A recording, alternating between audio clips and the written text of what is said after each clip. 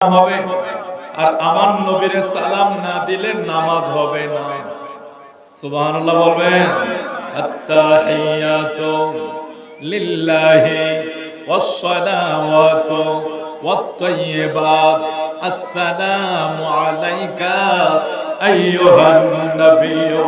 জোরে বলেন সুবহানাল্লাহ।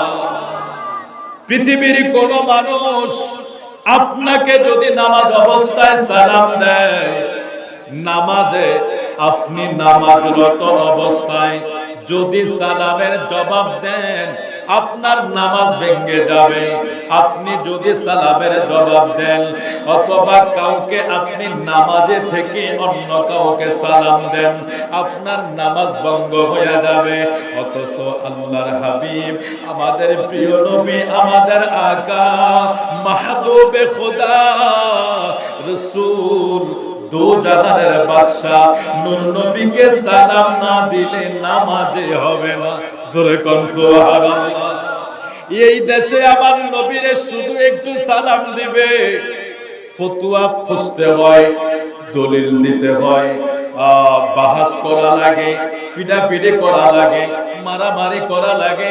আমাদের দেশে বহু মাহফিলে মারামারি হয়, আমরা একজন আলেম আরেকজনকে দেখতে পারি না, একজন আরেকজনের প্রতি আমাদের শ্রদ্ধা ভক্তি হয় না, মুহাব্বত আসে না, ভালোবাসা আসে না। শুধু একমাত্র সামান্য বিষয়গুলা নিয়ে দলাদলি করার কারণে আমরা যদি একটা জায়গায় ঠিক করি, আমার নবীরে যদি সালাম দেওয়াই যায়, অর্থাৎ সালাম দেওয়াটা যদি জায়েজ হয়, তাহলে এবার আমি বসিও দিতে পারি, দাঁড়ায়াও। সুবহানাল্লাহ বলেন। সালাম দেওয়া এতটুক জায়গা তো সবাই একমত হওয়ার দরকার, ঠিক কিনা বলেন? আমার নবীকে সালাম দিতে হবে, এটা তো সবাই মানতে হবে। কেন? কোরআন শরীফের আয়াতে আছে, ইন্নাল্লাহা ওয়া মালাইকাতাহু ইউসাল্লুনা আলান নবী ইয়া আইয়ুহাল্লাযীনা আমানু সাল্লু আলাইহি ওয়া সাল্লিমু তাসলিমা। আল্লাহ বলছেন, ওই বান্দারা, আমিও করি, আমার ফেরেশতারাও, এবং তোমরা যারা ঈমানদার তোমরাও নবীর উপর দুরূদ পড়ো, সালামও দাও। সুবহানাল্লাহ বলেন। নবীকে সালাম দিতে হবে, আদেশটা কার? এখন প্রশ্ন হইল, দাঁড়ায়া দিবেন না বসা দিবেন? এটা এই জায়গাটায় যদি কেউ দ্বন্দ্ব করে, এটা মিট হয়ে যায়। কিন্তু সমস্যা হলো আমাদের মাঝে যে দ্বন্দ্বটা লাগে, যে নবীকে সালাম ইয়া নবী বলে সালামই দেওয়া যাবে, নজুবিল্লাহ বলবেন না? এমন আপত্তি যখন করে বসে, ওই ব্যক্তিগুলা দাঁড়ায়া দেখার, বসে দেখ, নামাজ অবস্থায় আমার নবীকে যে সালামটা দেওয়া হয়, পৃথিবীর যত বড় মৌলবী হোক, যত বড় শায়েখ আর মুফতি মুহাদ্দিস পীর সাহেব হোক, নামাজের ভিতরে তাশাহুদ না পড়লে নামাজ হবে? আপনারা কথা বলুন, নামাজ হবে? আবার তাশাহুদের ভিতরে যে সালামটা আছে, এটা কি? আসসালামু আলাইকা আইয়ুহান নাবিয়্যু ওয়া রাহমাতুল্লাহি ওয়া বারাকাতুহু। আমরা যখন সালাম দিচ্ছি আসসালামু আলাইকা, আমার নবীকে সম্বোধন করে নামাজের ভিতরে, তাহলে বোঝা গেল ইবাদত কার? নামাজ কার? ইবাদত আল্লাহ, তাজিম নবী দো জাহান। জোরে কোন সুবহানাল্লাহ। আল্লাহ বলে ইবাদত আমার ঠিক আছে, কিন্তু আমার ইবাদতের ভিতরে তাজিমে মুস্তাফার দরকার আছে। আমার ইবাদতের ভিতরে আদবে মুস্তাফা লাগবে, শানে মুস্তাফা লাগবে। নামাজ আমি আল্লাহ, বান্দা সেজদা দেয় আমাকে, আমার কুদরতি কদমে সেজদা দেয় আমাকে, সেজদা দেয়, আমার ইবাদত করে, ইবাদত তো আমার, সবকিছু আমার, কিন্তু মাঝখানে আমার নবীকে তাজিম না করলে নামাজ হবে?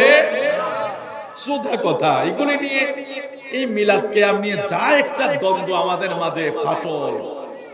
এক মসজিদ আর এক মসজিদের মানুষ যাইতে পারে না, এক জায়গায় আরেক জায়গার মানুষ দেখা দেখি করে না, দেখা দেখি হলেও আন্তরিকতা নাই। কি কারণে? কিন্তু বিষয়টা এত জটিল না রে বন্ধু। আপনি আমার নবীকে সালাম দিবেন, আপনার যদি ভালো না লাগে আপনি দাঁড়ায়েন না, বসে দেন। কারো ভালো লাগলে, কোন ওস্তাদকে কোন ছাত্র যদি তার ইচ্ছে হয়, সে দাঁড়িয়েও সম্মান করতে পারে, বসেও সম্মান করতে পারে। আমার মূল কথা হলো আমি সম্মান করবো কিনা। তো আমি কিভাবে করবো, এটা আমার কাছে ব্যক্তিগত স্বাধীনতা আছে। তো আপনি কিভাবে করবেন, সেটা আপনার কাছে স্বাধীনতা আছে। তবে আমার নবীকে সালাম দিতে হবে, সেটা তো কমপক্ষে মানতে হবে। আর নবীকে সালাম না দিলে নামাজই হবে না। বাহিরের টাইমে ওটা বাদ দেন, আমরা যখন মিলাদ মাহফিলে দুরূদ পড়ি, সালাম পড়ি, আমার নবীকে দাঁড়িয়ে সালাম দিয়ে, এটা আমরা মুহাব্বতে করি, এটা আমার নবীর তাজিমে আমরা করি। এখন ওইটা আপনি করলেন না, তো নামাজের ভিতরে সালামটা তো আপনি বাদ দিতে পারবেন না। আসসালামু আলাইকা আইয়ুহান নবিয়্যু ওয়া রাহমাতুল্লাহি ওয়া বারাকাতুহু, সেই নবীর তাজিম দরকার আছে না নাই?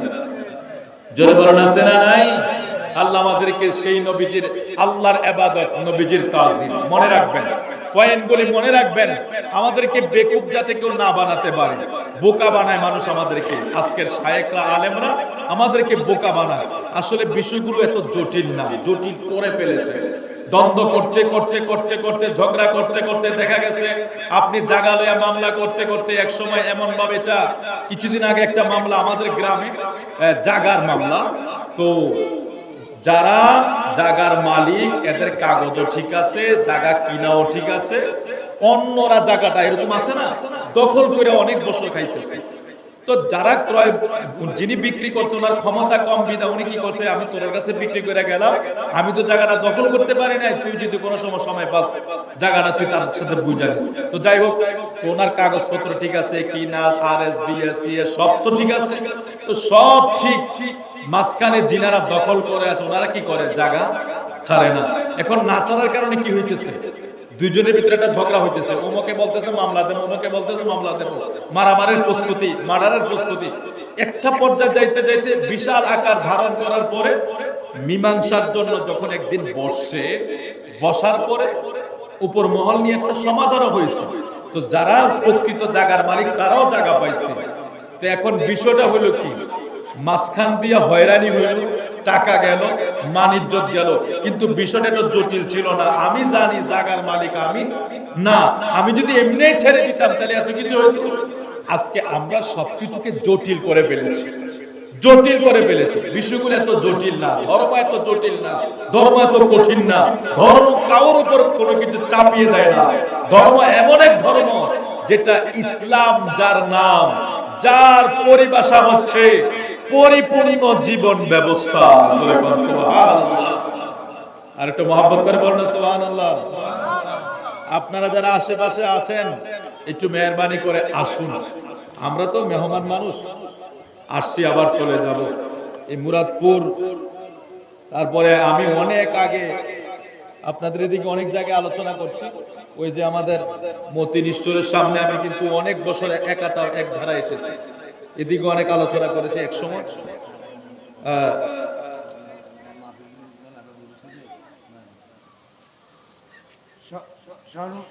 হাতে সুস্থ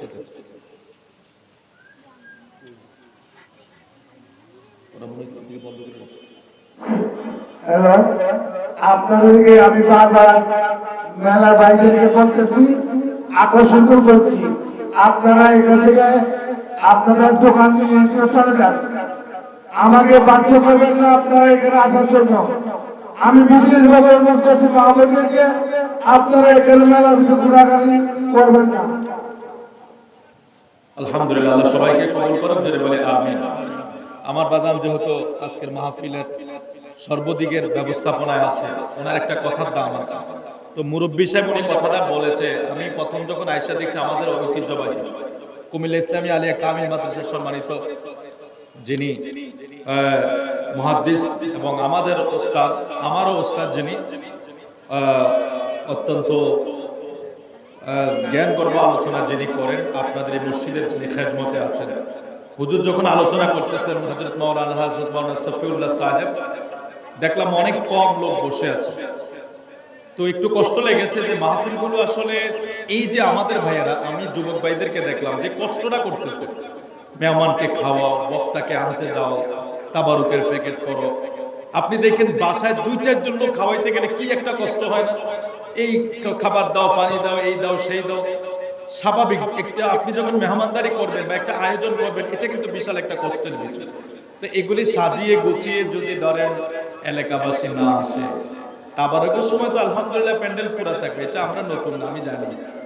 কারণ এটা তো মুরাদপুর না, দ্বিতীয় মুরাদপুর আমি অনেক প্রোগ্রাম করেছি। সব জায়গায়, শুধু কুমিল্লা শহর না, আমরা বাংলাদেশের বিভিন্ন জায়গায় যখন যাই আমাদেরকে তো লাস্টে মাইক দেয়। কুমিল্লা হয়তো দেখে আগে মাইক ধরছি, কিন্তু আগের বক্তারা তেমন মানুষ পায় না, কারণ সবাই একটু গুরগার করে লাস্টে যখন ফিনিশিং এ আসে তখন মনে করছে সব রেডি হয়েছে, আলহামদুলিল্লাহ এইবার যাইতে পারি। তো এই জন্য সবাই আসে। তো যাই হোক, আমরা সবাইকে দাওয়াত দিলাম, আপনারা আসেন। তবে আগে আসলে হয়তো আমি গোলাম কাউসারের কাছে যেটা শুনবেন আরেকজনের কাছে সেটা পাবেন না, হতেও পারে। সবাই তো আর সব মেসেজ আপনাকে দিবে না। তো আশা করি আপনারা সবাই মাহফিলে চলে আসবেন এক এক করে। আল্লাহ আমাদেরকে ধৈর্যের সাথে আসার তৌফিক দেন, জোরে বলে আমিন। মহব্বত করে কয়েক কতবার জিকির করি আল্লাহ আল্লাহ আল্লাহ আল্লাহ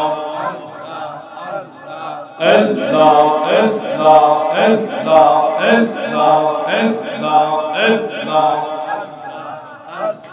Allah, Allah, Allah, Allah, Allah, Allah, Allah.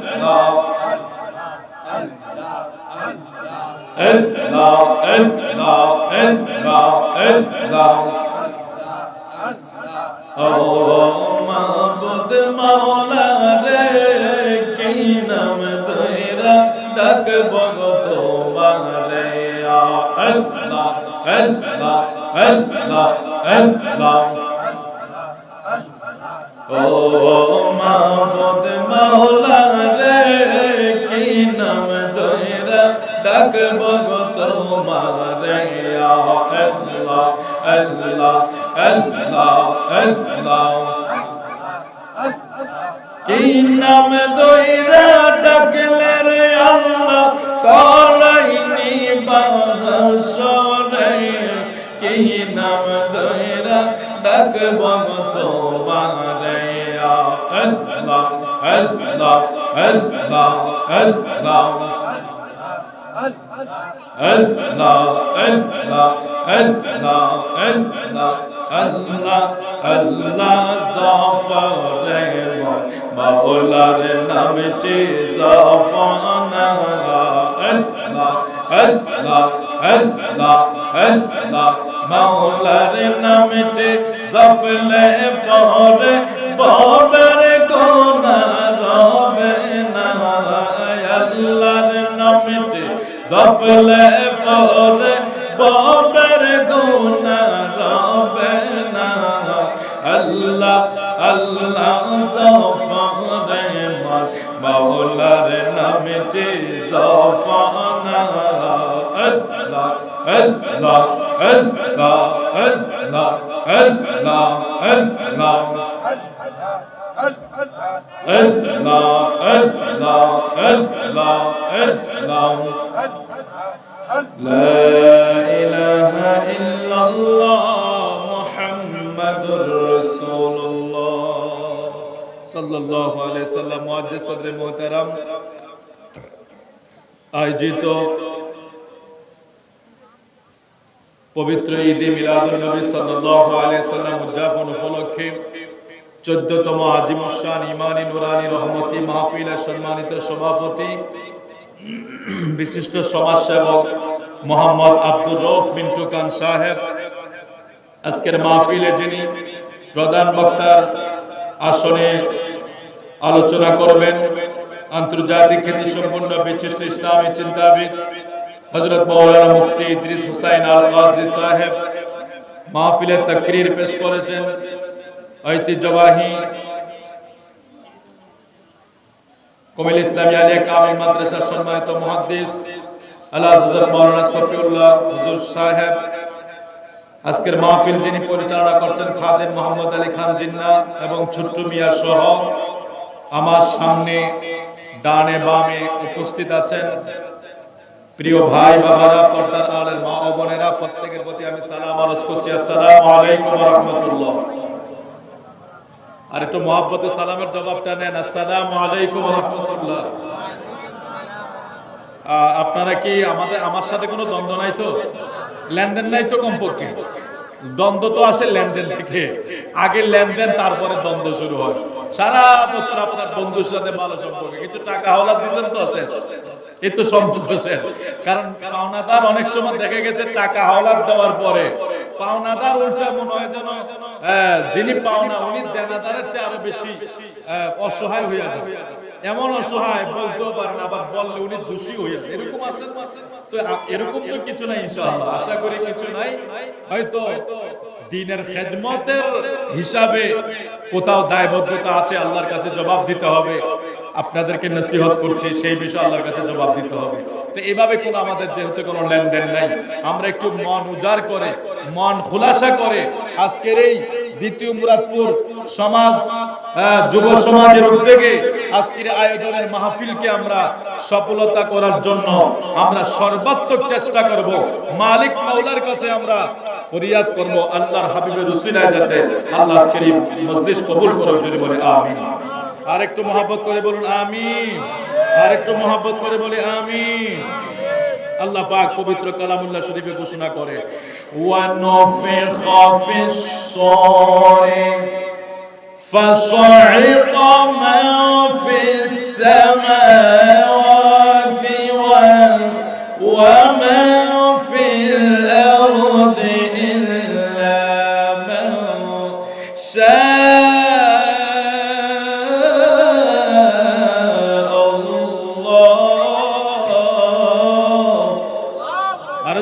الله أكبر ونفخ في الصور فصعق من في السماوات ومن في الأرض إلا من شاء الله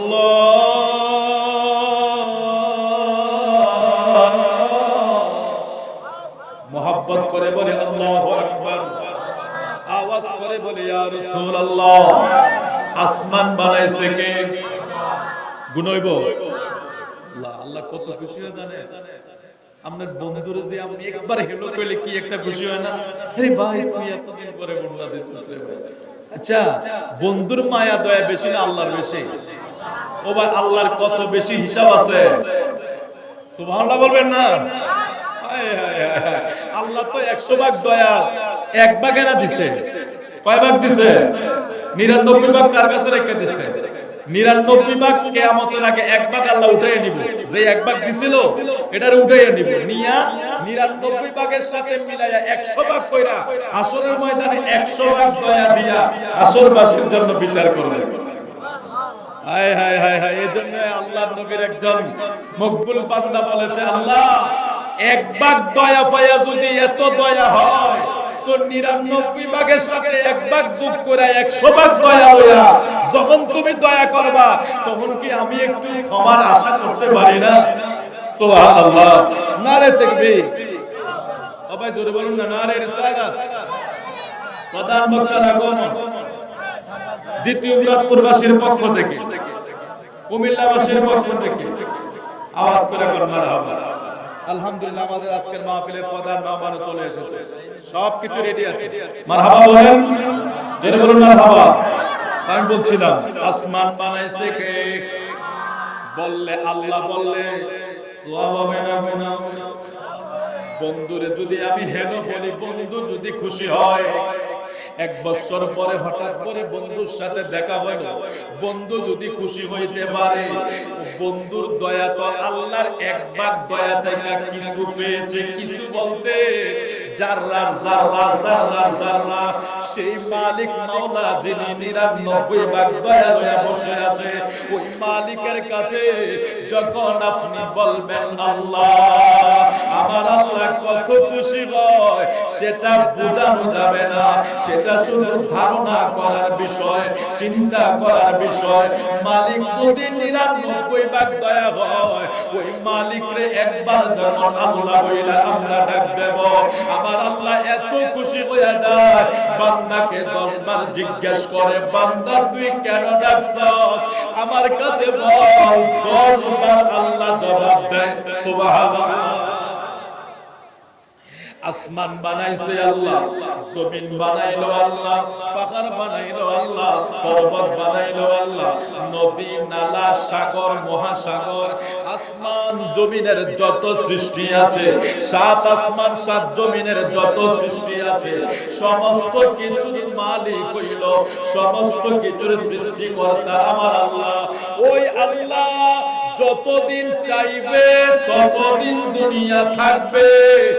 সুবহানাল্লাহ বলবেন না? যেহেতু রাস্তা আসা যাওয়া যারা করবেন নীরবে চলে যাবে, ডিস্টার্ব হলে কথা বলতে কষ্ট হবে। আপনারা কিছু বুঝতে পারছেন তো? কথা বলা এটাও কিন্তু একটা পরিশ্রম। এখান থেকে এটা খরচ হয়তো এত সোজা মনে করেন না। এই জন্য বুঝতে পারছি এটা রাস্তা, কারো প্রয়োজন হলে খুব সাবধানে যাবেন, কাউকে এখানে ডিস্টার্ব করে। আপনারা এদিক থেকেই তাকাবেন। আপনার কষ্ট হচ্ছে নাকি? কষ্ট হচ্ছে না? ইনশাআল্লাহ আল্লাহ কবুল করুন, জোরে বলে আমিন। আল্লাহ ঝর্ণা বানাইলেন, পাহাড় বানাইলেন, নদী নালা সব কিছু বানাইলেন, সাত আসমানের সাত জমিনের সৃষ্টি আমার আল্লাহ। দলিলের জন্য মসজিদে দৌড়াও কেন, মাদ্রাসায় দৌড়াও কেন? দুনিয়ার সব চুমা যায়, বাচ্চার চুমা যায়, মার কাছে চুমা খাওয়া যায়, সবার কপালে চুমা দেয়, মোহাব্বত করে বাচ্চারে চুমা দেয়, কোলে লইয়া চুমা দেয়, সব চুমা যদি যায় হয়, নবীটার জন্য কেন দলিল লাগবে? দলিল আছে, দলিল দিতে ঝামেলা নাই, তবে আগে মোহাব্বত লাগবে, আগে মোহাব্বত লাগবে। আমার নবীজির নাম শুনলে চুমা লাগাইবেন। আবু বকর সিদ্দিক রাদিয়াল্লাহু তাআলা আনহুর আমল এরে ওয়াজ একটার ভিতরে আরেকটা কেমনে প্রবেশ করে। ওয়াহাব ইবনে মুনাব্বা থেকে একটা হাদিস শরীফ আছে, খাসাইসুল কুবরাতে হাদিস শরীফটা ইমাম জালালউদ্দিন সুয়ুতী নোট করেছেন। ওয়াহাব ইবনে মুনাব্বা থেকে বর্ণনা, আমার নবী আসার আগে মুসা নবীর জামানায় এক উম্মত 200 বছর একটানা গুনাহ করছে, কোন নেক কাজ করে 200 বছর একটানা গুনাহ করছে, কোন নেক কাজ করে নাই। আমার নূর নবীর আহমদ নামটারে একদিন রাস্তায় পাইছে, অথবা তাওরাত পড়তে যায় পাইছে। আহমদ নামের চুমা খাইতে দেরি, 200 বছরের পাপী বান্দারে এই আহমদ আমাদের নবীর নামের চুমার বরকতে 200 বছরের গুনাহ মাফ করে দিয়েছে। জোরে কি বলা যাবে? হায় হায়, আমাকে ডাক্তার বলেছে চাউন ভালো রেখে কথা বলবেন, নাহলে ডাইরেক্ট ওয়াজ বন্ধ করে দিবেন। তারপরে আজকের বাইরে চাউনটা ভালো, আমার ভাইয়ের জায়গা চিপা মনে হয়, এই জন্য ওইভাবে সেটিংটা করেছে। আপনাদের কষ্ট হচ্ছে না তো? আমি একটু আস্তে ধীরে আপনাদের কাছে কথা বলবো। তবে বর্তমান প্রেক্ষাপট যে একটা ঝামেলা চলছে না, ওটা নিট হয় কিনা একটু খেয়াল করবেন, কথাগুলি মিলিয়ে দেখবেন। তাহলে আমার নবীর নামের চুমকে 200 বছরের গুনাহ মাফ হয়ে গিয়েছে। সুবহানাল্লাহ বলবেন তো? তো আমার নবীর নামের চুমার বরকত আছে না নাই? সিদ্দিকে আকবরের আমল, আবু বকর সিদ্দিকের চাইতে বড় কেউ আছে নাকি? সিদ্দিকে আকবরের আমল আল্লাহ আমাদেরকে করার তৌফিক দান করে বলি আমিন। হ্যাঁ, এবার হাদিস শরীফটা শুনুন। আন আবি হুরায়রা রাদিয়াল্লাহু আনহু আন রাসূলিল্লাহ সাল্লাল্লাহু আলাইহি ওয়াসাল্লাম قال لما فرغ الله تعالى من خلق السماوات والأرض خلق الشورى فأعطاه إسرافيل فهو واقعه على فيه شاخص ببصره إلى العرش ينتظر متى يؤمر. قال قلت يا رسول الله وما الشورى؟ قال قدر من نور. قلت يا رسول الله كيف هو؟ قال عظيم الدار والذي يعصني بالخلق نبيا لعظم دعوة كعرض السماء والأرض. অনেক লম্বা হাদিস, আবু হুরায়রা থেকে বর্ণনা। আমার প্রিয় রাসূল বলেন, আল্লাহ তাআলা আসমান জমিন সৃষ্টি করার পর আল্লাহ সুর সৃষ্টি করেছেন। আল্লাহ সুর সৃষ্টি করে তা ইসরাফিলকে দায়িত্ব দিয়া, ইসরাফিলের মুখে দায়িত্ব দেওয়ার পরে ইসরাফিল এই সুর নিয়ে আরশের দিকে তাকিয়ে আছেন। আল্লাহ যখন নির্দেশ করবে তখনই ইসরাফিল এই সুর বাজাবে। সাহাবী জিজ্ঞেস করছে, ইয়া রাসূলুল্লাহ সুরটা কি? আমার নবী কয়, এটা নূরের সিংহা। সুবহানাল্লাহ। আবু হুরায়রা থেকে হাদিস, নবীজি বলেন আল্লাহ আসমান জমিন সৃষ্টি করার পরে সুর তৈরি করেছে। সাহাবী জিজ্ঞেস করছে হুজুর এই সুরটা কি? নবীজি ফরমান এই সুর হইল ইসরাফিলের নূরের শিঙ্গা, অর্থাৎ আমরা যেটাকে বাঁশি অনেক সময় বলি এটা নূরের শিঙ্গা বা নূরের বাঁশি। ইসরাফিল আল্লাহ এটা বানানোর পরে ইসরাফিলকে দায়িত্ব দিয়া দিলেন। ইসরাফিল আরশের দিকে তাকিয়ে আছে এই শিঙ্গা নিয়া। আল্লাহ যখন আদেশ করবে, আল্লাহ যখন হুকুম করবে, ওয়ানুফিখা ফিস সূরি ফাসাইকা মা ফিস সামাওয়াতি ওয়া মা ফিল আরদি ইল্লা মা শাআল্লাহ। জোরে বলে আল্লাহু আকবার। আল্লাহ বলেন যখন ওই নূরের সিংহার ভিতরে যখন ইসরাফিল ফু দিবে, ইসরাফিল যখন আল্লাহর হুকুম পালন করা শুরু করবে, আসমান জমিনের সকল জাহান সকলে জ্ঞান হারা হয়ে পড়বে। আল্লাহ যাকে ইচ্ছা করে তাকে ব্যতীত। আল্লাহ বলতেছেন ইসরাফিল যখন বাঁশির ভিতরে ফু দিবে, ইসরাফিল যখন বাঁশি বাজাবে, ইসরাফিল যখন বাঁশি বাজাবে, বাঁশি বাজানোর সাথে সাথে আল্লাহ জমিনের ভিতরে যারা আছে সবাইকে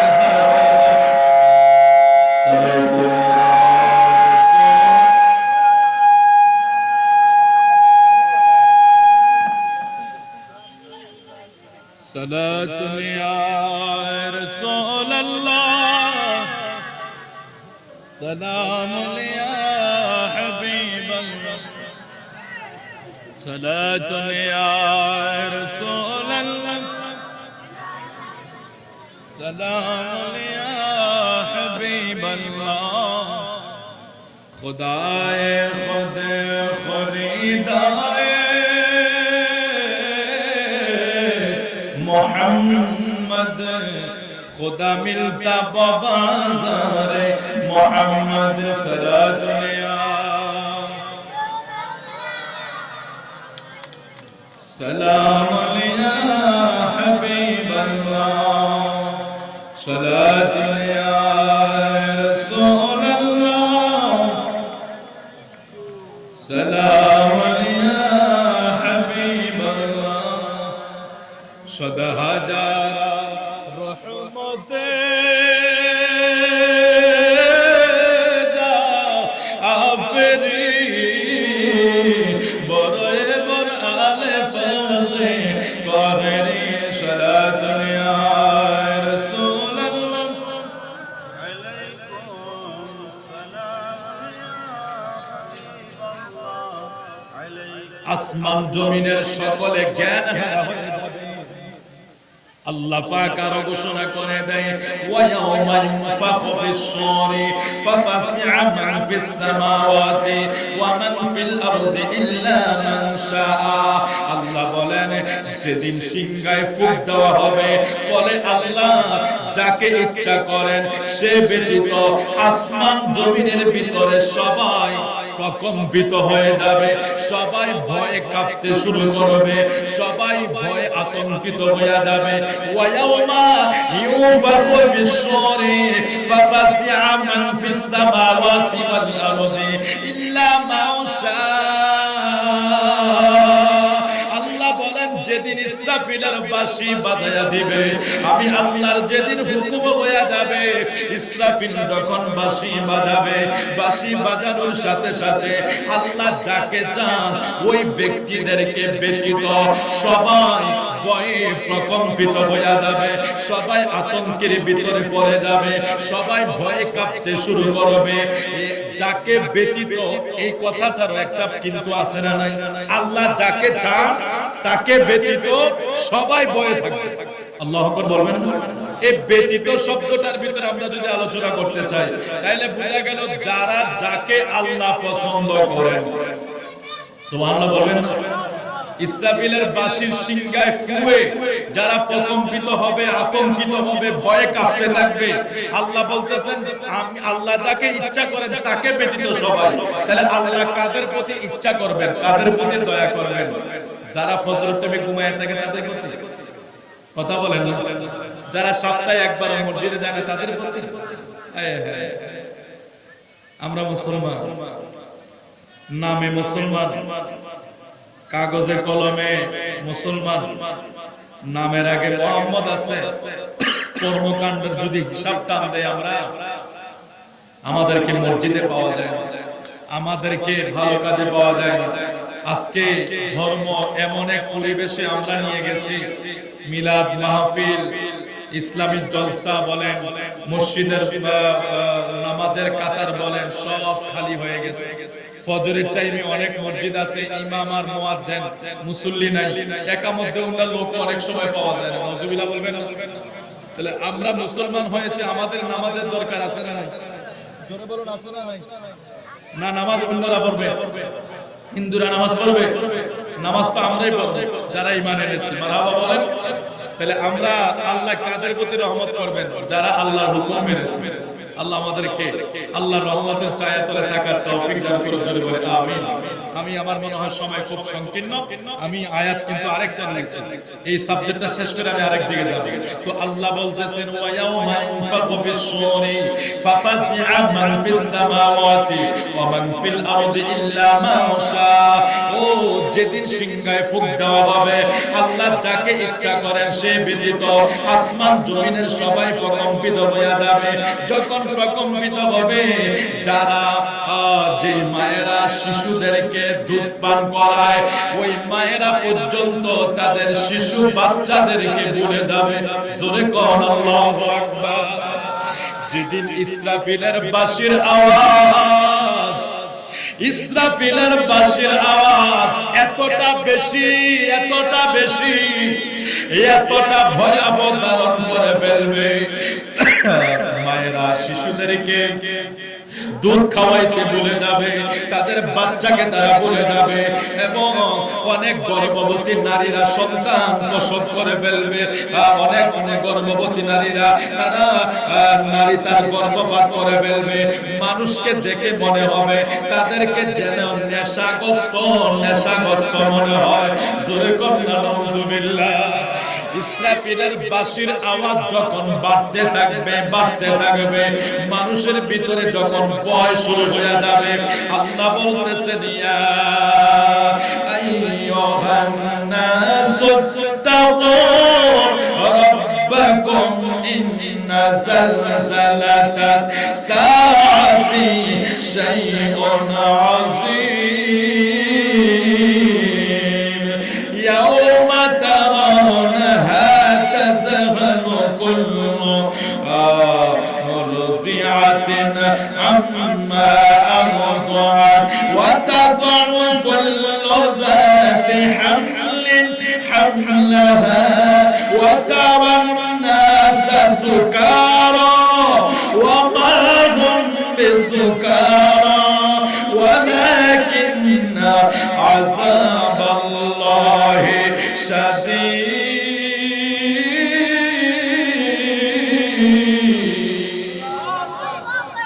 আরেকটু জোরে বলবেন আল্লাহু আকবার। মায়েরা ভুলে যাবে তাদের দুধ পোষ্য শিশুকে, গর্ভপাত নারীরা গর্ভপাত হয়ে যাবে। ওয়া আনতুম ওয়া তারান নাসা সুকারা ওয়া মা হুম বিসুকারা। মানুষগুলি ঝুলতে থাকবে, দুলতে থাকবে। আমরা যেভাবে দেখি যারা নেশা করে এরা ভুলে, যারা অতিরিক্ত নেশা করে তাদেরকে আমরা দেখি তারা ভুলে। আল্লাহ বলতেছেন ওই সময় ইসরাফিলের বাঁশির সুর এমন ভয়াবহ হয়ে যাবে, মানুষগুলি ওই নেশাগ্রস্ত ব্যক্তির মতো দুলতে থাকবে। তাদেরকে দেখা মনে হবে তারা মনে হয় কোন নেশাগ্রস্ত, অথচ প্রকৃত পক্ষে তারা নেশাগ্রস্ত না। ইসরাফিলের বাঁশির সুরের আওয়াজে এতটাই আতঙ্কিত হয়ে যাবে, এতটাই তাদের ভিতরে ভয় সৃষ্টি হয়ে যাবে, তারা নেশাগ্রস্ত না, মূলত আল্লাহর আযাবে তারা ফাকরাও হইয়া এইভাবে তারা নেশাগ্রস্তের মতো ডুলতে থাকবে, নেশাগ্রস্তের মতো ডুলতে থাকবে। তারপরে আল্লাহ বলেছেন ওয়ালাকিন্না আযাবাল্লাহি শাদীদ, ওয়ালাকিন্না আযাবাল্লাহি শাদীদ। আল্লাহ কেউ ক্ষত বিক্ষত হয়, আল্লাহ পাকের জাহান্নাম, জাহান্নাম বড় কঠিন জাহান্নাম, অথচ তাদেরকে দেখা যাবে নেশাগ্রস্তের মতো ডুলে। মূলত তারা নেশাগ্রস্ত না, এরা ইসরাফিলের বাঁশির আওয়াজে এরা মাতালের মতো হইয়া যাবে। জোরে কন্না আল্লাহু আকবার। তাহলে সেই দিনের ভয় আমাদের দরকার আছে না নাই? জোরে বলুন। ওই ওই আল্লাহ যদি ইচ্ছা করে আগামী দিন শুক্রবার কিয়ামত কোন দিন হইব এটাও জানেন না? শুক্রবারে নি, যদি কাল কইয়া দেখে আমার ভিতরে আছে, আমি কথাটা বুঝাবার জন্য আপনারা কি রাগ করতেছেন নাকি? আগামী দিন শুক্রবার আল্লাহ যদি ইচ্ছা করে কালকে হইতে পারে। আপনি আর আমি হিসাব করতেছি আমার 5 তলা একটা বাড়ি আছে, আরেকটা দরকার, আরেকটা দরকার, আরেকটা দরকার। আপনি আমি কি জানি প্রতিটা শুক্রবার যখন আসে মানুষ সারা আল্লাহর সৃষ্টি জগতের পশু পাখি গাছপালা যত সৃষ্টি আছে সবাই আতঙ্কিত থাকে, না জানি আজকে কিয়ামত হয়ে যাবে। শুধু মানুষ, বুঝতে পারছেন বিষয়? শুধু আমরাই বেখবর, আমরাই শুধু বেখবর, আমরাই শুধু হিসাব করে আজকে নামাজ কালকে ধরবে না, পরশু আজকে ফ্যান ভালো না, কালকে লুঙ্গি ভালো না, পরশু টুপি নাই, তারপরে সময় নাই। এভাবে করতে করতে সপ্তাহ শেষ, বছর শেষ, মাস শেষ। ওই দিন এক লোকের হেল্প করতে গেছি কুমিল্লা মেডিকেলে, তো কিছু টাকা দিলাম, দেওয়ার পরে একটু খবর নিলাম লোকটা নামাজ পড়ে, বয়স হয়ে গেছে মিনিমাম 60 থেকে 70 প্লাস হবে, আমার মনে হয় তার কম হবে না আনুমানিক। তো আমরা কিছু টাকা পয়সার ব্যবস্থা করে ওর জন্য দিলাম, গরিব মানুষ। তো ওনার ছেলেরা যারা আছে ওদেরকে জিজ্ঞেস করলাম, আচ্ছা আপনার বাবা কি নামাজ পড়ে? ও হুজুর জুমার নামাজটা পড়ে, তো এক জুমাও মিস দেন। আমরা কি বেকুব? আমি বুঝি না কিছু। আপনি কি বুঝেছেন ও 70 বছর বয়স হয়ে গেছে, মানুষের বিপদে সাহায্য করে, এটা ভিন্ন কথা, কিন্তু তার এটা ব্যক্তি জীবনের একটা কথা। হিসাব করছেন আপনি, ওনার হায়াত থেকে 70 বছর চলে গেছে, উনি মাত্র জুমা ধরছে। ও ভাই ওয়াক্ত ধরবে কোন দিন? তো হায়াত থেকে 70 বছর চলে গেছে না, তো হায়াত থেকে তো 70 বছর মাইনাস হয়ে গেছে, তো এই মাত্র জুমা ধরছে, তো ওই ওয়াক্ত শুরু করবে কোন দিন? ওর কথা আমি বুঝতাম যে হুজুর না জুমা, হুজুর না জুমা পড়ে, প্রতি জুমা পড়ে। তো আমি আর রিটার্ন জিজ্ঞেস করি না, জিজ্ঞেস করলে লজ্জা পাবে। প্রতি জুমা তো সবাই পড়ে, কিন্তু মূল তো হইলো 5 ওয়াক্তটা ঠিক আছে কিনা। তাহলে কথার ভাবে বোঝা গেল মাত্র জুমা শুরু করছে। তো হিসাব মিলাইলাম, আল্লাহ 70 বছর বয়সে মাত্র জুমা শুরু করছে। এই 5 ওয়াক্ত নামাজের খবর নাই, উনি কোন দিন 5 ওয়াক্ত শুরু করবে? আল্লাহ আমাদেরকে নসিবমুখী করে দাও, জোরে বলে আমিন। আর একটু মহব্বত করে বলি আমিন। আরে সেই ভয়াবহ দিন আমাদের সামনে আসবে, শুক্রবার জুমার দিন। আল্লাহর হাবিব পেয়ারা রাসূল ঘোষণা করে দেয়, আসমান জমিনের যাহা কিছু আছে সবাই আতঙ্কিত থাকে। কে? পশু পাখি যত জীব জানোয়ার আছে, শুক্রবার আসলে ওরা ভয় কাঁপে, না জানি আজকে আল্লাহ আমাদেরকে কিয়ামত দিয়ে শেষ করে দেয়। আল্লাহ আমাদেরকে আখিরাত মুখী করো, পরকাল মুখী করো, মসজিদ মুখী করো। জোরে জোরে বলুন আমিন। আপনারা কষ্ট পান না তো বাবা? আরো জোরে বলি আমিন। একটু মহব্বতে দরুদ শরীফ পড়ি। আল্লাহুম্মা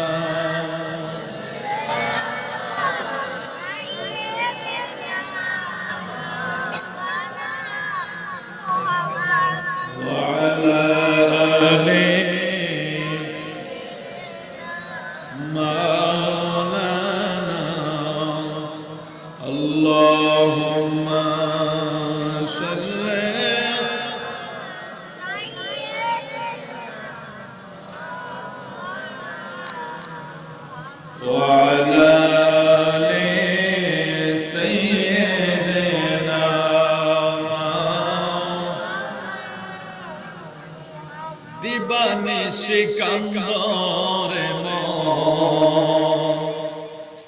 গুনাহ মাফের লাগিয়া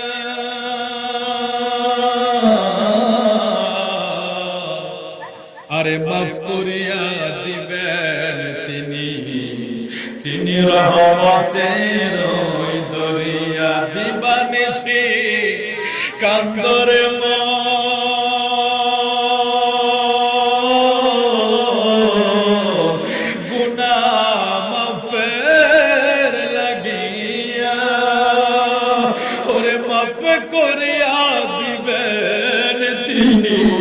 তিনি রহমতের দরিয়া লা তাকনাতু মির রাহমাতিল্লাহ লা তাকনাতু মির রাহমাতিল্লাহ আল্লাহ বলে বান্দা যত গুনাহ করস আমার রহমত থেকে দূরে যাস না জোরে করে সুবহানাল্লাহ তাহলে আল্লাহ আমাদেরকে ডাকতেছে সে আল্লাহর কাছে আমরা ক্ষমা চাবো আল্লাহ আমাদেরকে কবুল করুক জোরে বলি আমিন আর একটু মহব্বত করে বলি আমিন আর একটু মহব্বত করে বলি আমিন বন্ধুগণ আমার একটু মনোযোগ সহকারে শুনুন আমার নবীর একজন প্রিয় বন্ধুর সম্পর্কে আমরা আলোচনা করব আমার নবীর একদিকে বন্ধু আরেকদিকে ছিলেন আম্মা জান আয়েশা সিদ্দিকা রাদিয়াল্লাহু তাআলা আনহা তিনার বাবা সিদ্দিকে আকবর যিনি দুনিয়ার বয়সে আমার নবীর আগে আবু বকর এসেছেন তাইলে দুনিয়ার বয়সে আমার নবী থেকে আবু বকর বয়সে কিছু বড় ছিলেন আবার এদিক দিয়া সিদ্দিকে আকবরের মেয়ে আমার নবীর কাছে বিবাহ দিলেন এখন সব দিকে মিলিয়া দুনিয়ার সিস্টেমে জামাই শ্বশুরকে সম্মান করে না শ্বশুর জামাইরে করে জামাইয়ে করে না শ্বশুরে জামাই শ্বশুরকে সম্মান করে না শ্বশুর জামাইরে করে কে করে না আমরা দেশে কি উল্টাটা আছে নাকি এরকম নাকি জামাই শ্বশুরে করতে এটা তো নিয়ম এটা তো সিস্টেম নাকি আর যদি বলে শ্বশুরে জামাইরে করতে দিতে সারছে এবারে গো মাই আমার ঘরে বয় এখন তুমি বাদ যাও ঘুরেও যায় তোমার এটা জায়গা নাই কিছুদিন আগে রুমের বিয়া ভেঙে গেছে একবার জায়গা সব বিয়া রেডি বিয়ের সাথে সব রেডি শুধু কবুল হইব মেয়ে কবুল কইয়া লেছে কথাটা বুঝছেন সব রেডি ছেলের কাছে গেছে একটু ব্যবহারে 19-20 হইছে 15টা বিয়ে শেষ একবারে শেষ ভেঙে গেছে মেয়ের বাবা বলছেন আমি ছেলের কাছে বিয়ে করব বিয়ে শেষ তাহলে এটা স্বাভাবিক নিয়ম হলো আমাদের দেশ বলেন গোটা সৃষ্টির সিস্টেম হলো জামাইরা শ্বশুররে সম্মান করার দরকার আছে ঠিক কি না বলেন জামাই শ্বশুররে সম্মান করবে কিন্তু সিস্টেম দুনিয়ার এক জিনিস আমার নবীর জগতে আরেক জিনিস মারহাবা কোন আমার নবীরও কিন্তু শ্বশুর ছিল আবু বকর আল্লাহু আকবার বলবেন না দুনিয়ার সকল জামাইরা শ্বশুররে সম্মান করা লাগে আর আবু বকর কেমন শ্বশুর কেমন জামাই পাইলেন রহমতের নবীর কদমের কাছে আইসা আবু বকর বলতো ইয়া রাসূলুল্লাহ নবী গো আমি আবু বকর আপনার আমার সমস্ত সম্পদ আপনার সুবহানাল্লাহ আবু বকর আমার নবীর বড় প্রিয় একজন বন্ধু ছিলেন সেই সিদ্দিকে আকবরের আমার নবীর হিজরতের সাথে ছিলেন হেরা গুহার সাথে ছিলেন আবু বকর আমার নবীজির সাথে রওজায়ে আতহারে আমার নবীর সাথে সিদ্দিকে আকবর ঘুমিয়ে আছে প্যারা রাসূল আবু বকর সিদ্দিক রাদিয়াল্লাহু তাআলা আমার নবীর পাশে ঘুমায় ফারুক আজম আমার নবীর পাশে ঘুমায় কারণ আমার প্রিয় নবী সাল্লাল্লাহু আলাইহি ওয়াসাল্লাম তারা আমার নবীর পাশে থাকবে এটা নবীজি দুনিয়ায় থাকতে ভবিষ্যৎবাণী করে গেলেন আবু বকর ওমর আমি নবীর পাশে তারা আরাম করবে আমি নবীর পাশে তারা ঘুমাবে এখন যারা হজ করতে গিয়েছেন রওজা শরীফ এখন আর ভিতরে দেখার সুযোগ নাই রওজার জালিও ধরার সুযোগ নাই আপনাদের দোয়ায় আমি গোলামি বছর বড় হজে গিয়েছিলাম আমি এর আগে যাই নাই, হঠাৎ করে আল্লাহ কবুল করে ফেলেছে। এই অল্প বয়সে মক্কা মদিনায় দৌড় দিয়েছে রে। প্রথম ফ্লাইট হয়েছিল মদিনায়। মদিনায় প্রথম ফ্লাইট মানে হজের উদ্দেশ্যে, বড় হজে যখন রওনা হয়েছিলাম, মদিনার ফ্লাইট ছিল, মানে আমরা মদিনায় প্রথম থাকবো, তারপরে মক্কায় আসবো। মদিনায় যাইয়া মদিনার এয়ারপোর্টে যখন বিমান ল্যান্ড করছে, জানালা দিয়া দেখা যায় মদিনার শহরের বাতিগুলো, মদিনার শহরের বাতিগুলো দেখে মানুষ পাগল করা হয়ে গেছে। ইয়া রাসূলুল্লাহর স্লোগানে মানুষ পাগল হয়ে গেছে। মদিনার মাটির জমিনের ভিতরে পাও রাইখা মানুষ পাগল হয়ে গেছে। আল্লাহ, তুমি আপনার কপালে রাখছো তোমার নূর নবীর দেশে আসার জন্য। আমার নবীর দেশে মানুষ যখন যায় ওই মাটিটার ভিতরে সেজদায় লুটায়া পড়ে। এখন এই রওজা শরীফে বাবু সালাম দিয়া ঢুকলে সালাম দিয়া বের হওয়া যায়, বের হওয়া লাগে। রওজা শরীফে ধরা যায় না, এখানে পুলিশ থাকে, হাজার হাজার মানুষ, সেখানে দাঁড়ানোর কোনো সুযোগ নাই। তারপরেও রওজার কাছাকাছি আইসা বড় একটা শুলা গাছে একটু খেয়াল করলে ভিতরে আবার বড় বড় পর্দা দেওয়া আছে। রওজা শরীফ এখনো দেখা যায় না, কিন্তু আমার নূর নবীজির পাশে আবু বকর, ওমর একই জায়গায় ওই সোনালী জালির ভিতরে সবুজ গম্বুজ মুবারকের নিচে, যেখানে আমার দয়াল নবী, সেখানে আবু বকর, সেখানে ফারুক আজম। সুবহানাল্লাহ, আরো জোরে বলি আল্লাহু আকবার। সেই সিদ্দিক আকবর আমার নবীর বন্ধু, তিনার ব্যাপারে অনেক আলোচনা আছে। ওয়ান ইবনে উমর قال كنا نخير بين الناس في زمن النبي صلى الله عليه وسلم فنخير ابا بكر ثم عمر ثم عثمان بن عفان رواه البخاري।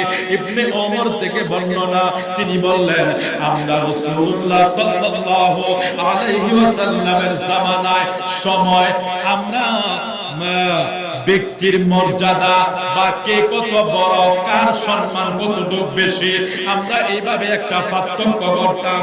ইবনে ওমর বলে আমরা ওই সময় ব্যক্তির মর্যাদা পার্থক্য করতে যাইয়া সর্বপ্রথম ব্যক্তি হিসাবে ভালো ইবাদত সবকিছু ওই সময় আবু বকর সিদ্দিক এক নম্বরে থাকতো। আরেকটু জোরে বলেন না সুবহানাল্লাহ। আপনি আমি মরার পরে মানুষ যদি আমার নামে সমালোচনা করে, আমার কি আযাব হবে না জান্নাত হইব? যদি সমালোচনা করে অবশ্যই আযাব হবে না। আচ্ছা, সমালোচনা কখন করবে? আমার ভালো থাকলে কি কিছু করার সুযোগ আছে? আচ্ছা, ভালো থাকলে যদি কেউ করে, এটা আল্লাহ দেখবে না? আর আমি যদি এমন কর্ম করে থাকিও যেখান দিয়া কুড়াল যাইতো না, সেখান কি জানি যেখান দিয়া সুই যাইতো না, সেখান দিয়া কুড়াল দেও না মানুষ। আমরা দেশে আছে না নাই? আপনাদের মুরাদপুরে নাই, কিন্তু এই দেশে অভাব নাই। এই ধরনের কাজকর্ম, আপনি মানুষের বাড়ি দখল, জায়গা দখল, টাকা দখল, মানুষকে মারা, মানুষকে কষ্ট দেওয়া, মানুষের সম্পদ নষ্ট করা, মানুষকে কষ্ট দেওয়া, এই জাতীয় কাজ করে যদি আপনি মারা যান, হয়তো মারা যাওয়ার আগে আপনার ভয় কিছু কইব না, ভয় কইব না, না জানি আপনি তারে কিছু একটা করে ফেলেন, কিন্তু আপনি মারা যাওয়ার পরে সে বলার সুযোগ পাবে কি পাবে না বলুন? তাহলে আমার দুনিয়ার কর্ম অনুযায়ী আমাকে বিচার করা হবে, ঠিক কিনা বলেন? আমার দুনিয়ার কর্ম অনুযায়ী মানুষ আমার আলোচনা করবে। আমি যদি এই বেটার আমার বাবারে, আপনারে, আমার ক্ষমতা দিয়ে যদি আপনাদেরকে আমি তরসাদ করি, মরার পরে এগুলি বেশি উঠবে না? এগুলি মানুষ বলবে না? তাহলে আমি যদি ভালো কর্ম করি, ভালোটা বলবে। আবু বকর সিদ্দিক যদি খারাপ করতো, ইবনে ওমর রাদিয়াল্লাহু তাআলা আনহু আমার নবীর জামানায় আবু বকর সিদ্দিককে এক নম্বরে রাখতে পারতো? আল্লাহু আকবার। আমাদের জিন্দেগিকে আমরা সেভাবে উঠাবো। আল্লাহ কবুল করুন, জোরে বলে আমিন। ইয়া রাসূলুল্লাহ ইয়া রাসূলুল্লাহ ইয়া রাসূলুল্লাহ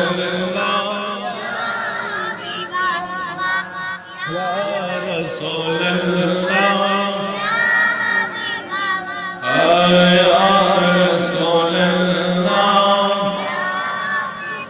আরে শুনেছি হাদিসে দেখিলে আপনাকে জীবনের গোনা জড়িয়া পড়ে শুনেছি হাদিসে দেখিলে আপনাকে জীবনের গোনা জড়িয়া পড়ে দিয়েন গো দেখা শয়ন স্বপনে ইয়া রাসূলুল্লাহ মহব্বতে মহব্বতে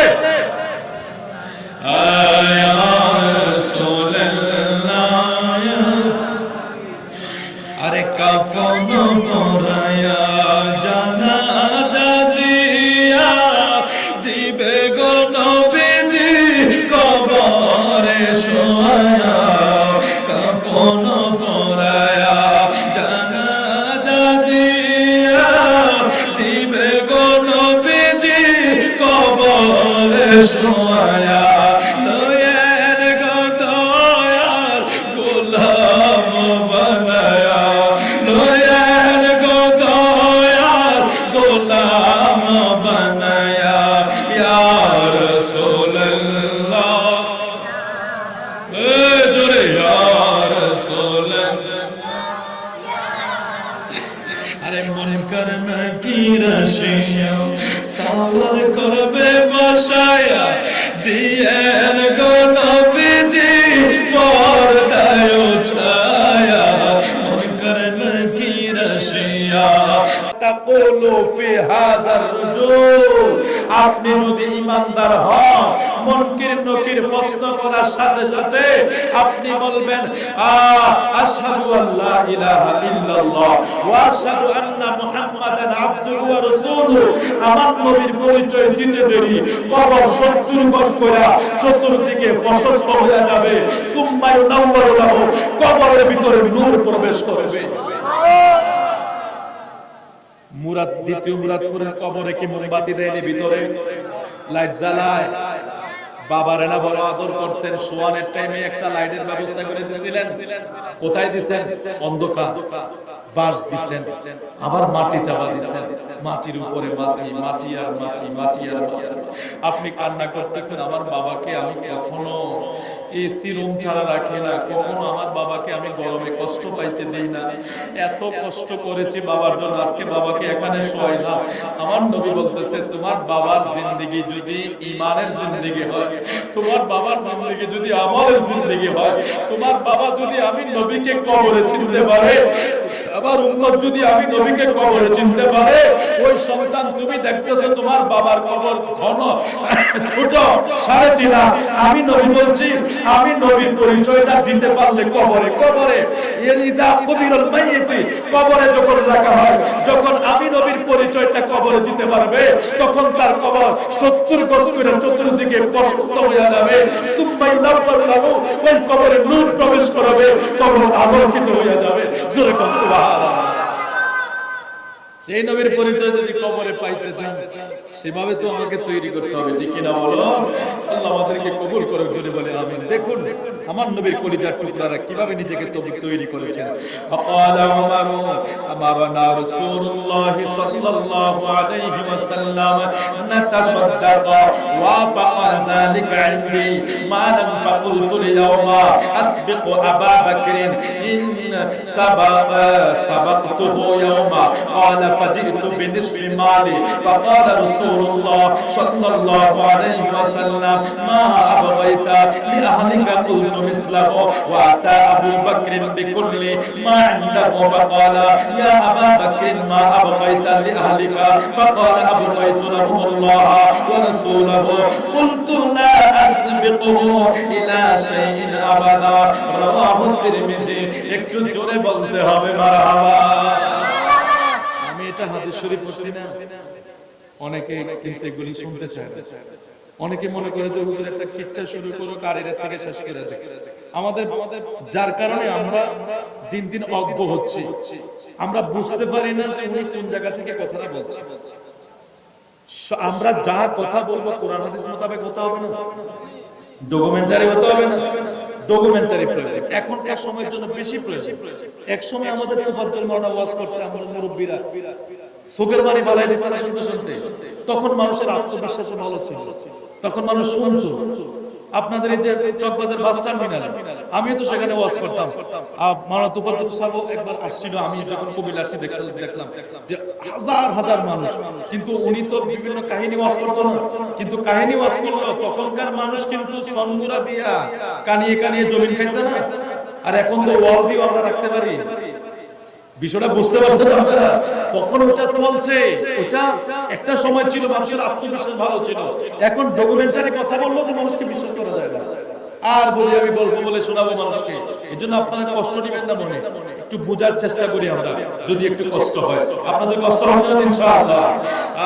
তিরমিজি শরীফের হাদিস, আমি যে হাদিসটা তেলাওয়াত করছি, তিরমিজি শরীফের হাদিস, ইবনে ওমর রাদিয়াল্লাহু তাআলা আনহু তিনি বলেন, রাসূলুল্লাহ সাল্লাল্লাহু আলাইহি সাল্লাম তাবুকের যুদ্ধের সময় আমাদের সবাইকে বলছে আল্লাহর রাসূলের দরবারে সম্পদ জমা দেওয়ার জন্য, অর্থ জমা দেওয়ার জন্য। হযরত ওমর রাদিয়াল্লাহু তাআলা আনহু তিনি বলেন, আমাদেরকে যখন দানের আদেশ দেওয়া হলো, ফারুক আযম বলেন, আমাদেরকে যখন দানের আদেশ দেওয়া হলো, ওই বছর আমার কাছে অনেক সম্পদ ছিল।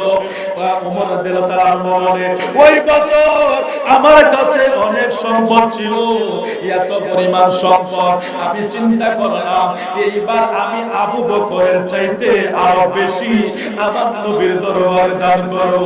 সুবহানাল্লাহ। বিষয়টা একটু খেয়াল কইরা, তিরমিজি শরীফের হাদিস, ওমর ফারুক তিনি চিন্তা করছেন যেহেতু আমার নবী আদেশ করেছে তাবুকের যুদ্ধে যাওয়ার আগে দান করার জন্য, আবু বকর সব সময় ফার্স্ট হয়ে যায়, আমার নবীর কাছে সিদ্দিকে আকবর সব সময় ফার্স্ট থাকে। ফারুক আযম বলে এবার আমি আমার নবীর কাছে ফার্স্ট হব। আবু বকর ওমর চিন্তা করছে আমার কাছে যেই সম্পদ আছে এই সম্পদের অর্ধেক আমি আবু বকর আমি আমার নবীর কাছে দান করে দেব, আমার নবীর কাছে তাবুকের যুদ্ধের জন্য দান করে দেব। দান করলে আমি আবু বকরের চাইতে আমার নবীর কাছে দানকারী হিসাবে ফার্স্ট হয়ে যাব। আপনার ফারুক আযম তিনি কি করলেন, তার সম্পদের অর্ধেক করলেন, অর্ধেক আমার নবীর দরবারে জমা দিয়ে দিলেন, আর অর্ধেক তার কাছে গচ্ছিত রাখলেন। এবার সিদ্দিকে আকবর আমার নবীর কাছে সম্পদ জমা দিলেন, আবু বকর জমা দিলেন। আমার নবী ফারুক আযমকে জিজ্ঞেস করে, রে ফারুক আযম, তুমি তো আমার কাছে সম্পদ নিয়ে আসলা, বাড়িতে কিছু রেখে আসনি? ফারুক আযম বলে, ইয়া রাসূলুল্লাহ, ইয়া রাসূলুল্লাহ, নবী গো আমার সম্পদের অর্ধেক আপনারে দিয়ে দিছি। আমরা কেউ দান করব না, ওমা অর্ধেক 100 ভাগের 1 ভাগও তো যায় না। আপনারা ভালো মানুষ, শহরের মানুষ ভালো আছেন, অনেক সময় মসজিদের টাকা সবচেয়ে দুর্বল। দান বাক্সের ভিতরে টাকা গুনতে গেলে কানি নাই, মাথা নাই, নাম্বার নাই, টাকার অবস্থা যেরে বাবা মনে হয় যেন এটা যে কোন বুলডোজার দিয়ে এটা ঠেললা মসজিদের দান বাক্সে ঢুকাইছে, এটা গণায় যায় না। এরকম করেনি, ওঠে মসজিদের টাকা এরকম করে না, আপনাদের দিকে না পড়তে পারে। আরে জাল নোট করছে, জাল নোট দিয়ে দিছে, আল্লাহর সাথে মস্করা চলে। নাউজুবিল্লাহ, এগুলি করবেন না। কিভাবে ধ্বংস হয়ে যাবেন বলতে পারবেন না। আমি ফকির বাজার কেন্দ্রিক বাজারের মধ্যে অনেকে ছিল, ফকির বাজার বাজারের মধ্যে আমি জুমা পড়ি, এখানে 5 গ্রামের লোক, 121 বছর মসজিদের বয়স, অনেক লোক হয় জুমার ভিতরে। গত কয়েক জুমা আগে আমার এসে মুয়াজ্জিন একটা টাকা দিল, এটা কি জানেন? এই জাল নোট ইয়ার ভিতরে, এই বাস্কের ভিতরে দিয়েছে। এটা আল্লাহর সাথে মস্করা হলো না? সিরা টাকা, ফারা টাকা, ফুরা টাকা যা আছে সব মসজিদের ভিতরে। আর ফারুক আযমের দান আর আমরার দান দেখছেন নি, হিসাবটা মিলার দরকার আছে। আল্লাহর নবী যে বলছে আমার সাহাবীদেরকে যারা অনুসরণ করে, মান আলাইহি ওয়া সাহাবিহি, যারা আমি নবীর সাহাবীর অনুসরণ করে, আমি নবীর অনুসরণ করে, তারা জান্নাতে। না সুবহানাল্লাহ, আজকে কত দরকার নেই। না না, বিরিয়ানি খাই কই নাকি, কিন্তু তারা খাওয়াইছেন না। না মাশাআল্লাহ, 2-1 দিন আগে আমরা পানুয়া গেছি, পানুয়া দরবার মুরিদ এখানে আছে না, পানুয়া তো অনেক বছরে যায়। পানুয়ার একটা জিনিস যারা গেছেন, তো আমরা তো বক্তার একটু ডাবল খাওয়া যাই ওয়াজ করার আগে একবার খাইছি ডাইল আর গোস্ত, বাবারে নিয়ামত, সব পরিদানেরা খাওয়া। তো এখন আপনারা খাওয়াইলে তো আপনারা বাড়িতে ঘুমিয়ে যাবেন, খাওয়াইলে তো হবে আপনারা পাওয়া যেত না। আপনারা শহরের মানুষ একটু দেরিতে খান। সুবহানাল্লাহ, আলহামদুলিল্লাহ বলে লাভ হবে, আলহামদুলিল্লাহ বলে লাভ হবে, লাভ এতটাই লাভ আপনি ময়দানে মাসরে গেলে বুঝতে পারবেন। হাসরের ময়দানে কি টাকার খেলা চলবে না, সওয়াবের খেলা চলবে না? টাকার খেলা সেখানে চলবে না, সেখানে ক্ষমতা পাওয়ার কোনো কিছু চলবে না, চলবে শুধু আমলনামা, আমলনামা। তো এখানে বসে যখন সুবহানাল্লাহ বলছেন, আমার নবী কয় কেউ যদি উহুদ পাহাড় পরিমাণ সওয়াব নিতে চায়, সে যেন সকালে সুবহানাল্লাহ 100 বার, বিকালে 100 বার করে। উহুদ পাহাড়টা যারা হজে গেছেন তারা কইতে পারবেন, বিশাল বড় উহুদ পাহাড়। ওই উহুদ পাহাড় পরিমাণ সওয়াব লেখা হবে। আসমান জমিনের খালি জায়গা আপনার আমলনামায় আল্লাহ পূরণ করে দিবে যারা সুবহানাল্লাহ তাসবিহ আদায় করে। জোরে বলি সুবহানাল্লাহ, জোরে বলি আল্লাহু আকবার। এগুলি বলতে আমরা আসলে কৃপণতা করবো না। তাহলে এবার আসি আমরা এখান থেকে আমরা একটা শিক্ষা নেই যে আবু ফারুক আজম সম্পদের অর্ধেক দিয়া দিছে, আমার নবীর দরবারে দান করে দিলেন। আমরা মসজিদে টাকা দিতে গেলে, মাহফিলে টাকা দিতে গেলে, মিলাদে টাকা দিতে গেলে, ভাই আল্লাহর দোহাই আপনি প্রয়োজনে দিয়েন না, তারপরে অসল টাকাটা মসজিদে দিয়েন না। আল্লাহর কাছে যখন চান নতুন নতুন চান, আর যখন আল্লাহর দেন ফুরান্ডি দেন। হিসাবটা একটু উল্টো হয়ে গেল না? আমরা যখন আল্লাহর কাছে মুরাদ করি, আল্লাহ আমার জায়গাটা যাতে কিনতে পারি, আমার বাড়িটা যাতে করতে পারি, আমার এই টাকাটি যাতে আইতে পারে। ব্যাংকে লাখ লাখ টাকা আটকে গেছে, এক্সিম ব্যাংক সহ আরো 8-10টা ব্যাংক, মানুষ হাহাকার করতেছে। আপনারা এখন দোয়া করতেছেন, আল্লাহ আমার টিয়াডি কই, আমার টাকাটি কই। বহুত আমার নিজের আমার এক বরাবর 35 লক্ষ টাকা, 10,000 টাকাও দেয় না, কত কম জানে ম্যানেজার, টাকা আমার আনতে পারে না। তাহলে বিষয়টা কিরকম হয়ে গেছে? আমরা যখন আল্লাহর কাছে হাত বাড়াই, আল্লাহ তুমি আমরা নতুন নতুন টেহা দাও, নতুন নতুন বাড়ি দাও, নতুন নতুন গাড়ি দাও। আল্লাহর ঘরে দান করতে গেলে সিরা নোটটা দেই, আল্লাহর কাছে চাওয়ার সময় নতুন নতুন চাই, দেওয়ার সময় সিরাটা দেই। তাইলে হিসাবটা পাল্টাইয়া গেছে, সওয়াবটাও কিন্তু পাল্টাইয়া যাইব। আল্লাহ হইল রহমান রহিম, সেই আল্লাহর কাছ থেকে সব কাছে সবকিছু আছে। তাই মসজিদে যখন দিবেন, মিলাদ মাহফিলে যখন দিবেন, চেষ্টা করবেন ভালোটা দেওয়ার জন্য, সিরাটা না। আপনারা জানি দেন না, তারপরে আল্লাহ সবাইরে হেফাজত করুন। জোরে জোরে কোন আমিন। আমি শেষের দিকে চলে যাই, আমার নিষেধ আছে এত লম্বা কথা বলা। ফারুক আজম সম্পদের অর্ধেক আমার নবীর দরবারে দান করে দিছে। ইয়া রাসূলুল্লাহ, আমার সম্পদ যা আছে আমি অর্ধেকে আপনারে দিয়া দিচ্ছি। এটা তো একটা বিশাল, ও ভাই বিশাল কিছু না এটা। আপনার আজকে এই জগতে যারা হাজার হাজার কোটির মালিক, তারা যদি অর্ধেক সম্পদ, এটা বেড়াখোলা মসজিদ না, এটা নতুন মসজিদ নাকি? এটা নতুন মসজিদ, এটাই বেড়ার মসজিদ। আচ্ছা, আগে বেড়ার ঘর আসলে, এখন অনেকে বেড়ার ঘর মসজিদ করে কিন্তু এটার একটা পরিচয় আছে। আচ্ছা, যারা হাজার হাজার কোটির মালিক, ফারুক আজমের মতো বাংলাদেশ লাগবে না, কুমিল্লার ভিতরে 2-4 ডজন কয়েক হাজার কোটির মালিক যারা আছে, এরা সম্পদের অর্ধেক যদি, অর্ধেক না আমরা বলি 50 ভাগের 1 ভাগ বা 2 ভাগও যদি দিয়া দিত, এই নতুন মসজিদ এখনো কি আস্তর ছাড়া, এটা আস্তর করছেন না, রং করছেন না এখনো? এই বাড়িটা কি রং ছাড়া দেখা যায় না? এর কেন দেখা যায়? খারাপ দেখা যাইতেছে না? যদি ফারুক আজমের মতো দান করে দিত, মসজিদের এই অবস্থা থাকতো না। রাস্তায় আমরা 10 টাকা 20 টাকা কালেকশন কইরা আল্লাহর ঘর মসজিদের জন্য আমরা দাঁড়াই, তাহলে আমরা কোন জায়গায় আছি হিসাব মিলাইয়া লও। শুধু শুনলে চলবে না, বিরিয়ানি শুধু খাইলে চলবে না। ফারুক আজম রে আমার নবী যখন জিজ্ঞেস করছে, ফারুক আজম কই, হুজুর আমার সম্পদের অর্ধেক আমি দান কইরা দিছি। কি মজার ব্যাপার সামনে আসতেছে। আমার নবীর কাছে এবার আবু বকর আসছে, আমার নবীর পরম প্রিয় বন্ধু আম্মাজান আয়েশা সিদ্দিকার বাবা আবু বকর সিদ্দিক আমার প্রিয় নবীর কাছে আসছে। আমার নবীর কাছে এসে সম্পদ জমা দিলেন। আমার নবী জিজ্ঞেস করে, আবু বকর ঘরের ভিতরে কি রাইখা আসছে? ফারুক উমর ফারুক সম্পদের অর্ধেক ঘরে রাইখা আসছে। রে আবু বকর, আমি তোমার কাছে জানতে চাই তুমি ঘরের ভিতরে কি জমা রাইখা আসছো? আবু বকর কয়, ইয়া রাসূলুল্লাহ, নবী গো, আমার ঘরে আল্লাহ আল্লাহ রাসূল ছাড়া আর কিছু নাই।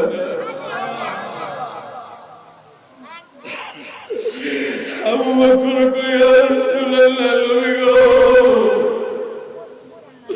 আমার ঘরে আল্লাহ আল্লাহ রাসূল ছাড়া আর কিছু নাই। আমাদের ঘরে খাবার রিজার্ভ আছে, ব্যাংকে টাকা রিজার্ভ আছে, তারপরে তো আমাদের ঘুম হয় না। ফারুক আজম সম্পদের অর্ধেক দিয়ে দিছে, আর আবু বকর কয়, হুজুর আমার ঘরে আর কিছুই নাই, আপনারে আর আল্লাহরে আমি আমার ঘরে রেখে আসছি, আল্লাহ রাসূল ছাড়া আমার ঘরে কিছু নাই। ফারুক আজম এটা কয়, হুজুর আমি